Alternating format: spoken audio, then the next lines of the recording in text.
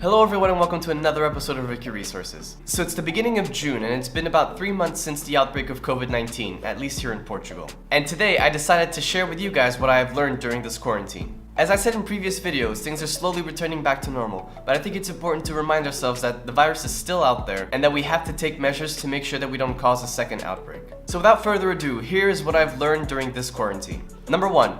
Appreciating the little things. This quarantine really helped me come back down to earth a little bit. I'm not saying I took everything for granted, but before this happened, I wasn't exactly leaving the house saying, "Oh, hello there, sunlight. Hi there, fresh air. How do you do being able to take more than 10 steps in a straight line without bumping into something?" I've never been one to go outside that often, but all of a sudden, every opportunity I get, I go outside to take a walk. Then again, most people just want what they can't have, so it's probably that. Being stuck at home has definitely made me miss things that were always there, but then all of a sudden weren't. Like noise. Remember noise? And crowded restaurants where you can't hear yourself think?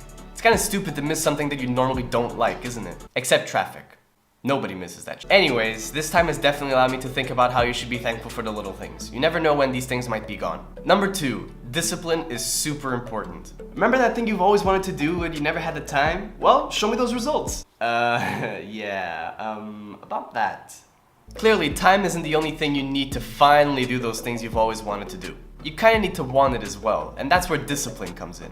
For example, if you want that six-pack, sure, you gotta put in the time, but you also have to work at it every day to make sure that you stay driven and motivated. And you can't really do that without discipline. Take me as an example. I've always wanted a YouTube channel, but when I finally had the time, I hesitated a little bit and almost didn't go through with it. But once I took that first step, it became much easier and then it sort of snowballed. And there will probably come a time where I'll feel like I don't have that much time to write or edit an episode. But with discipline, I'll be able to plan ahead and make sure that I always have time for my episodes. So next time you say, "If I only had more time," think about all this time you had now, and that maybe you don't really want to do that thing you've always wanted to do, and that's okay. Reality checks are good every once in a while. Number 3, cooking is hella fun.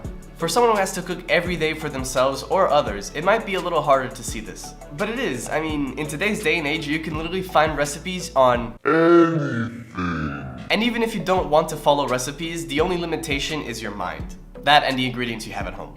I mean, how soulful is food? It has the ability to take you back to childhood memories, it can comfort you in moments of sadness, and it also makes you smile and laugh like an idiot when it's just so damn good. You know who you are. Food to me is beautiful, and sometimes it's taken for granted, or it's treated as just some fuel that you need to make your body work, and I hate that.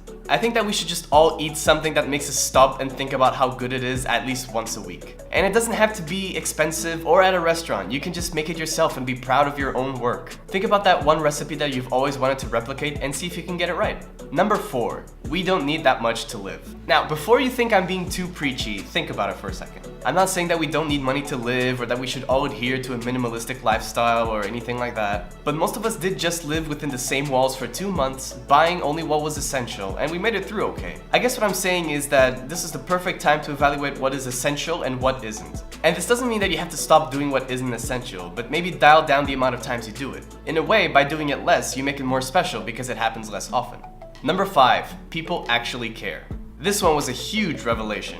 I was pretty convinced that the world is a dark place where people just go about their own lives and not care about others. I know it's not 100% true, but I'd rather set the bar low and not be surprised at how terrible people can be.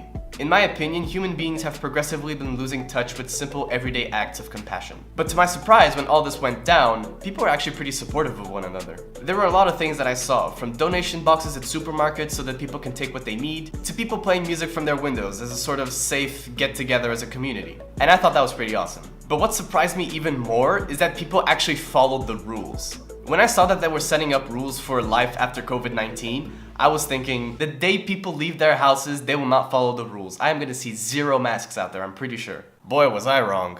I mean, sure, you can argue that they're just doing it so that they don't get sick, but at the same time, it shows that they care enough about everyone else to do it as well. So, faith in humanity restored. Number 6, Pokemon Go is awesome again. If you think this one is overrated, get out. I mean, I don't know about you guys, but I always played the old Game Boy Pokemon games, so Pokemon is a pretty big deal for me. Don't worry, I'm not gonna bust out the Poke Rap or anything. Electro, Diglett, Nidoran, man. Anyways, since I started taking walks, I started playing for the hell of it, and I had kind of forgotten how fun that game was. That, and they actually made it easier for you to play from home, which is pretty cool. All of a sudden, I was going out on walks specifically to play Pokemon Go. And it was kinda awesome to relive that summer where everyone was playing when it came out. Hopefully it's a habit that will stick because it's a great way to enjoy the outdoors, even if it's just for a quick walk around the block. Lastly, family and friends are important. Okay, let me just say that I'm not an asshole, okay?